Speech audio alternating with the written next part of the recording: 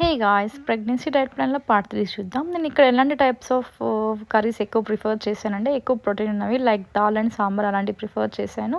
And అప్పుడప్పుడు కొంచెం pulpy ఉన్న కర్రీస్ కూడా ట్రై చేశాను. బికాజ్ అలాంటి టైంలో మనకు తినాలనిపిస్తుంది కాబట్టి. అండ్ లీఫీ వెజిటేబుల్స్ అది డైరెక్ట్గా ఫ్రై చేసేసుకొని అలాగే తీసుకునేదాన్ని. అండ్ నెక్స్ట్ రా వెజిటేబుల్స్ కూడా తీసుకునేదాన్ని అప్పుడప్పుడు, లైక్ క్యారెట్ అలాంటివి. అండ్ నెక్స్ట్ ఎగ్ దగ్గరకు వచ్చేసరికి నేను ఎగ్ ఎందుకు ఎక్కువ తీసుకోలేకపోయాను. బట్ మీరైతే మీ డైట్ ప్లాన్లో డైలీ 1 ఎగ్ అనేది యాడ్ చేసుకోండి. ఎగ్ తినడం డైలీ తీసుకోవడం వల్ల బేబీ హెయిర్ గ్రోత్ అనేది బాగుంటుందంట. అండ్ నెక్స్ట్ వచ్చేసి నాన్ వెజ్ వచ్చేసరికి నేను చికెన్ కొంచెం అవాయిడ్ చేశాను. ఎక్కువ మటన్ అండ్ ఫిష్ తీసుకోవడానికి ట్రై చేశాను. అండ్ నెక్స్ట్ బ్లడ్ ఇంప్రూవ్మెంట్ కోసం మీరు ఎక్కువ చిక్కీస్ అండ్ ప్రొమోగ్రనేట్ జ్యూస్ తీసుకోండి.